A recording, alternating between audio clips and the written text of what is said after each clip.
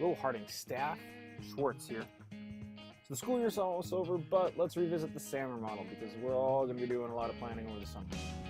This should be a quick presentation. Instead of listening to me in person and having to see my face, I created this PowerPoint. So let's go. What does SAMR stand for? Oh yeah, that's right. Substitution, augmentation, modification, and redefinition. Woohoo! There's me, sweater vest. Yeah. What is SAMR though? Well, it's a tool to evaluate and assess technology in our classroom. It should allow you, the teacher, to see how technology can impact teaching and student learning. So let's look at the different parts. Substitution.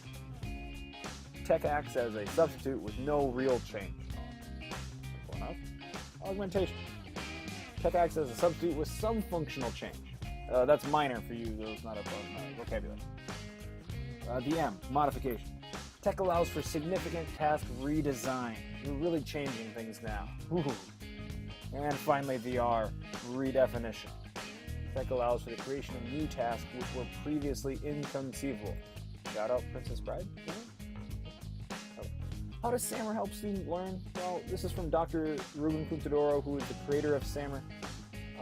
And I think the first and last lines are very telling. The important concept is to grasp here the level of student engagement.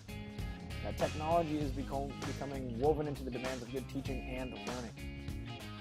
We can look at blooms and we can see it does line up comparably. As you move higher, you're moving to higher level skills and thinking, but you need to remember that you do need those lower levels. Sometimes you do need substitution. So let's take a look at some examples of SAMR in the classroom. Mr. Brandt could, in English class, use the laptop to type an essay. Again, that's substitution. You can do that on pen and paper. Pedapiece could have the students use the iPad to complete math quiz. Again, they're just literally substituting the technology for new technology. Augmentation. Kraus could have the students use the iPad to share lab results via Dropbox. Minor change there. Funkhauser could have her French students create a travel brochure about France and include links and embedded content. Again, minor changes there. Modification. Jarmick and Math could use the app Showbeat, where students could complete and turn in their assignments, which then could be sent to Jarmick, who could grade them and return them all electronically. Petrosky could have her class use Google Docs to create a single collaborative story. They're really redesigning tasks now.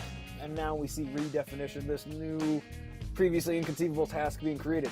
Walls using iMovie to create a short presentation about a country and then sharing it via Twitter or some other form. Mathis using Skype to talk with a foreign scientist while conducting experiments. It's all brand new. Remember guys, though, SAMR should do a couple of things. It should be used at all levels, not just the higher levels. It should help students learn. It should help me be more effective and help me, the teacher, be more efficient. You can think about SAMR as coffee if you want.